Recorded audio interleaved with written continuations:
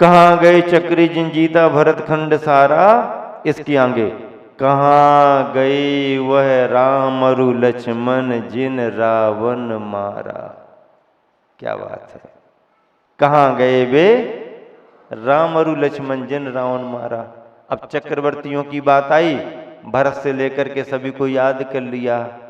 अब राम और लक्ष्मण का नाम आ गया, तो ये राम और लक्ष्मण किस काल में हुए हैं, कौन से तीर्थंकर के काल में हुए हैं।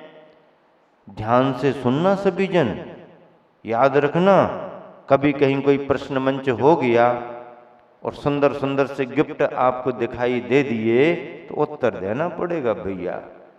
हाँ, बिना गिफ्ट के लिफ्ट भी नहीं मिलेगी आपको। हाँ, तो याद रखो राम और लक्ष्मण कौन से तीर्थंकर के काल में हुए, बोलो। मुनि सुब्रतनाथ तीर्थंकर के काल में, 20वें तीर्थंकर मुनि सुब्रतनाथ के काल में हुए हैं। राम और लक्ष्मण सीता का कथानक प्रसिद्ध है, रामायण के रूप में प्रसिद्ध है। और इनका कथानक भारत में ही नहीं, जैन परंपरा में ही नहीं, जैनेतरों में भी, और भारत में ही नहीं, भारत से दूर विदेशों में भी रामायण का चलन है। आज वर्तमान में कई देश मुस्लिम कंट्री में परिवर्तित हो गए हैं, लेकिन उन मुस्लिम देशों में भी रामायण दिखाई जाती है। वहाँ के प्राचीन सांस्कृतिक ढांचे में रामायण घुली मिली है। वहाँ के पात्र उस प्राचीनता को उनके बीच में भी दर्शाते हैं। इसका मतलब है रामायण के पात्रों के कथानक 7 समुंदर पार दूर विदेशों में भी, जिन्हें अपन विदेश मानते वहां भी उनका कथन है। ऐसे राम और लक्ष्मण के कथानक को समझ करके फिर अंत में विचार करो कि कहाँ गए बे राम और लक्ष्मण। कौन राम लक्ष्मण, जिन रावण मारा।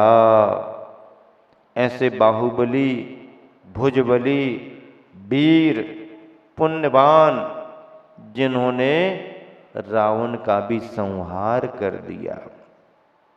रावण प्रतिनारायण माना जाता है जैन परंपरा के अनुसार। लक्ष्मण जी नारायण थे। चक्ररत्न की प्राप्ति पहले प्रतिनारायण को होती है। पहले प्रतिनारायण का 3 खंड का राज्य विस्तार होता है। तो संपत्ति सगरी द्वारिका नगरी सुंदर सुंदर देवों ने बनाई थी, नारायण के पुण्य से, तीर्थंकर के पुण्य से बनाई तो थी। लेकिन जब तीर्थंकर ने दीक्षा ले ली और नारायण बलभद्र के साथ अकेले द्वारिका में रहे, तो नारायण का जब पुण्य छीन होने लगा तो द्वारिका भी जल गई, द्वारिका जल गई। तो कहाँ कृष्ण रुक्मणी सतभामा अरु संपत्ति सगरी, कहाँ गए वह रंग महल अरु सुवर्ण की नगरी। नहीं रहे वह लोभी कौरव। पांडवों के लिए लोभी नहीं कहा, किसके लिए लोभी कहा? हाँ, दुर्योधन कहता है अर्जुन युधिष्ठिर मेरे सामने बात नहीं करना। युधिष्ठिर कहने लगे कि अधिकार हम लोगों का भी बनता है, और यदि आप नहीं देना चाहते हो तो केवल 5 गांव दे दो, 5 भैया अपना गुजारा कर लेंगे। 5 गांव की बात करता है। ना तुम्हारे को वीरपुर मिलेगा, ना तुम्हारे को सुल्तानगंज मिलेगा, ना तुम्हारे को गैरतगंज मिलेगा, ना तुम्हारे को राहतगढ़ मिलेगा, और ना तुम्हारे को बेगमगंज मिलेगा। रजपुरा भी नहीं मिलेगा, कुछ नहीं मिलेगा, कुछ नहीं मिलेगा। तो हम किसी के यहां किराए से रहेंगे क्या? किराए से रहना हो तो रहो, लेकिन 5 गांव की बात करते हो तुम। सुई की नोक के बराबर भी जमीन नहीं देंगे तुम्हारे लिए। क्या सुई की नोक के बराबर। भैया थोड़ा सा रजपुरा दे दो, रह लेंगे। है सुल्तानगंज दे दो, पास का गांव, बेगमगंज तो है ही, गैरतगंज दे दो, राहतगढ़ दे दो, बीरपुर दे दो, चलो भैया। नहीं नहीं, वहां कीर्ति स्तंभ बन गया, अब किसी को मिलने वाला नहीं है, किसी को नहीं मिलेगा। और ये तो भैया गांव नहीं दे रहे, तो थोड़ी सी जगह दे दो। नहीं, तुम्हारे लिए सुई की नोक के बराबर भी जमीन नहीं मिलेगी। युधिष्ठिर तो शांत रहे, भीम को क्रोध आ गया। ऐसा बोलते हो तुम? अर्जुन की बाहों फड़कने लगी, गांडी उठाने लगा। 100 भाई हो इसलिए दंभ भरते हो, हम 5 हैं तो कमजोर हैं क्या? ध्यान रखना, 5 अंगुलियां हो और बांध करके मुट्ठी बना लें तो सामने वाला कुछ नहीं बिगाड़ सकता है। और 5 पांडव एकजुट हुए और फिर कुरुक्षेत्र में जो मजा चखाया, कौरवों के छक्के छूट गए, परास्त हो गए। युद्ध के मैदान में 5 पांडवों ने 100 कौरवों के लिए हरा दिया। उनके साथ और भी बहुत राजाओं ने साथ दिया, लेकिन कौरव इसलिए हार गए कि शकुनी जैसे मायाचारी व्यक्ति को उसने अपना मैनेजर बना के रखा था। अरे मैनेजमेंट करने वाला गड़बड़ हो तो पराजय तो होगी ही होगी। यहां पर पांडवों ने अपना मैनेजमेंट करने के लिए अपने भैया नारायण श्री कृष्ण को चुना था। और सारथी यदि अच्छा हो तो योद्धा कमजोर भी हो तो भी काम बन जाता है। दुर्योधन का सारथी शल्य था। कौन था? शल्य। शल्य जानते हो? शल्य शब्द ही गड़बड़ है, शल्य पैदा करता है, शल्य पैदा, अलसेट शल्य पैदा करता है। तो वो बार बार दुर्योधन अच्छा भी निशाना लगाए, ऐसा निशाना लगाओ, ऐसे में युद्ध जीतोगे।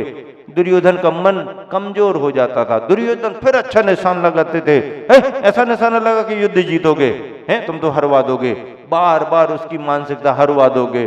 और अर्जुन निशाना लगाते थे, निशाना चूक भी जाए तो श्री कृष्ण कहते वाह अर्जुन कमाल कर दिया, वाह वाह कमाल कर दिया।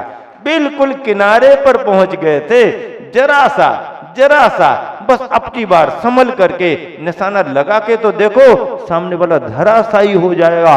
और ऐसा उत्साह बढ़ाते थे कृष्ण, उत्साह बढ़ाते थे, उत्साह। तब जाकर के सुयोग श्री कृष्ण जैसे सारथी से अर्जुन 5 पांडव होकर के भी महाभारत कुरुक्षेत्र में युद्ध को जीत गए। कहां गए बे रंग महल अरुसुभरन की नहीं रहे बे लोभी कौरव, जूझ मरेरन में गए राज तज पांडव बन को अग्नि लगी तन में। अब युद्ध तो जीत लिया था, लेकिन मन में पश्चाताप बहुत आया। सम्यक दृष्टि धर्मात्मा क्षत्रिय धर्म निभाने के लिए युद्ध के मैदान में उतर तो जाता है, उसका धर्म है। धर्म ने क्षत्रिय को निषेध नहीं किया। अपनी आत्मरक्षा के लिए, अपने परिवार की रक्षा के लिए, अपने राष्ट्र देश की रक्षा के लिए, अपनी समाज की रक्षा के लिए, अपनी आन मान मर्यादा की रक्षा के लिए क्षत्रिय युद्ध के मैदान में भी जाता है तो उसके सम्यक दर्शन में कोई बाधा नहीं है। सम्यक दर्शन उसका अलग है। यह तो उसके असंयम अवस्था का परिणाम है। वृत्ति थोड़ी बना है, महावृत्ति थोड़ी है, जिसने सब कुछ त्याग कर दिया। ग्रस्त है, उसके साथ उसका परिवार है, उसके साथ उसकी समाज है, उसके साथ उसका धर्म है, उसके साथ उसका राष्ट्र है। इन सब बातों को महत्व दे करके सम्यक दृष्टि क्षत्रिय भी शस्त्र को उठा लेता है। हाँ, निरपराध निर्दोष पर शस्त्र नहीं उठाएगा, लेकिन कोई आतताई, कोई हमलावर, कोई हमारी संस्कृति को नष्ट करने को आ रहा है, कोई मंदिर मूर्तियों को तोड़ने के लिए आ रहा है, कोई हमारी धर्म की परंपराओं को मिटाने आ रहा है, तो सम्यक दृष्टि धर्मात्मा भी पीछे नहीं हटता है, भिड़ जाता है। और इसी उद्देश्य को लेकर के धर्म का भाव था। हिंसा से बचना चाहते थे, लेकिन न्याय और अन्याय कैसे अलग अलग होंगे? न्याय तो पिट जाएगा। इसको लेकर के पांडव युद्ध क्षेत्र में आगे बढ़े और युद्ध किया। युद्ध करने पर उन्हें पश्चाताप भी बहुत हुआ, गिलानी भी बहुत हुई। अरे, इस राज्य के पीछे हमने अपने सगे कुटुंबियों पर प्रहार किया। पश्चाताप बहुत मन में आया। यदि यह कार्य नहीं करते, कदम नहीं उठाते, तो हमारा अस्तित्व ही नेस्त नाबूद हो जाता। धर्म की रक्षा के लिए, न्याय की रक्षा के लिए, संस्कृति की रक्षा के लिए, अन्यायियों का पराभव करने के लिए पांडवों ने कदम तो उठाया, विजय भी प्राप्त हुई, पर पश्चाताप बहुत रहा। और फिर उन्होंने उसी पश्चाताप के प्रायश्चित स्वरूप पांचों पांडवों ने मुनि दीक्षा धारण की। गए राज तज पांडव वन को, और वन में पांडव मुनिराज जब ध्यान कर रहे थे तो उन पर घोर उपसर्ग भी किया। किसने किया? दुर्योधन के भांजे ने किया। उनको देख करके उसे स्मरण आ गया, ये पांचों भाई पांडव हैं, इन्होंने हमारे मामा पक्ष के लिए पूरा समाप्त कर दिया, नाना पक्ष के लिए समाप्त कर दिया। अब इनसे बदला लेने का अच्छा समय मिला। ये शांत ध्यान में बैठे हैं, कुछ बोल नहीं पाएंगे, कुछ प्रतिकार नहीं कर पाएंगे, अब अपनी ताकत नहीं दिखा पाएंगे। अभी इनसे बदला लिया जाए। और गरम गरम लोहे के आभूषण उनके शरीर पर रख दिए, पहना दिए। पांडवों ने प्रतिकार नहीं किया, आत्मचिंतन करते रहे, अपने भाग्य का चिंतन करते रहे, अपने कर्म का चिंतन करते रहे। जो कुर्यधर, दुर्योधन का भांजा, उसका नाम कुर्यधर था, उस पर भी उनके मन में क्षोभ नहीं आया, क्रोध नहीं आया, बल्कि शीतलता शांति के साथ विचार करते रहे। ये तो अज्ञानी है, निमित्त बन रहा है, अंदर से उपादान में तो मेरे कर्म ही है जो इससे ऐसा कार्य करा रहा है, और अच्छा ही तो निमित्त बन गया। जो कर्म हम बहुत देर में खपा पाते, इसके उपसर्ग से वो कर्म भी हमारे जल्दी जल्दी जल्दी जल्दी सम्यक दृष्टि किसी को दोष नहीं देता है।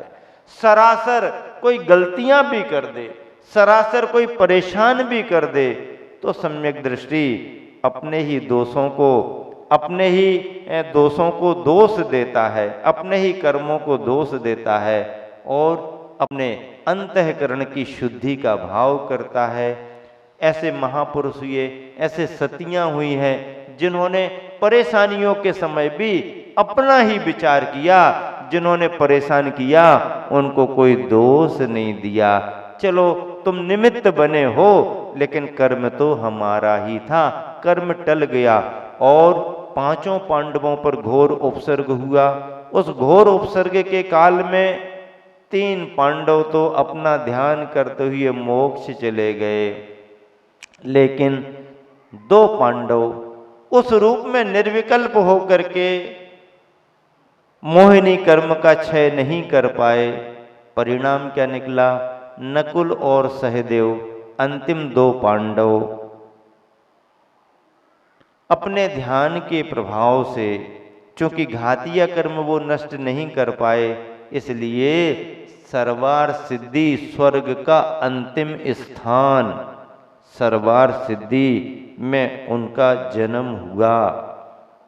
सर्वार्थ सिद्धि स्वर्ग का अंतिम विमान है, और उस विमान का नियम है कि जो उसमें जन्म लेता है अहमेंद्र बन करके, वह नियम से मनुष्य बन करके मोक्ष जाता ही जाता है, दोबारा उसे जन्म ही नहीं लेना पड़ता, मोक्ष जाते ही जाता।